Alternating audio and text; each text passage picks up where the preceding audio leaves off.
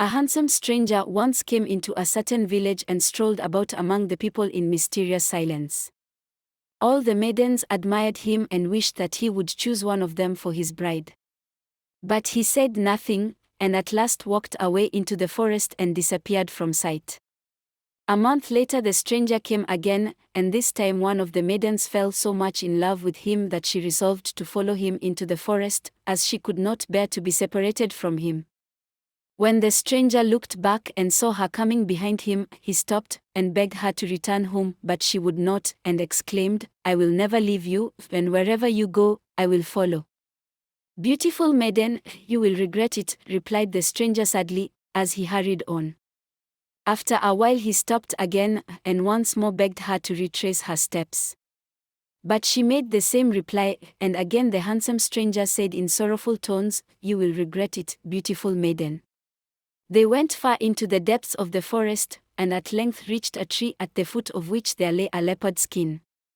Standing under the tree, the stranger began to sing a melancholy song, in which he told her that though he was allowed once a month to wander about in villages and towns like a man, he was in reality a savage leopard and would rend her in pieces as soon as he regained his natural form.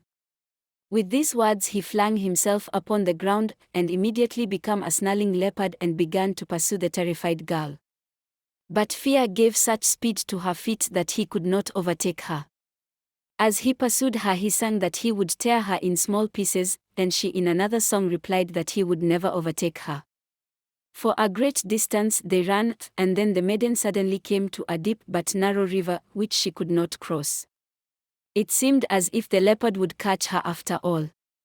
But a tree, which stood on the river bank, took pity on her and fell across the river, so that she was able to cross.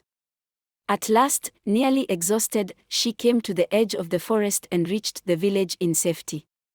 The leopard, disappointed of its prey, slunk back into the forest, and the handsome stranger was never seen again.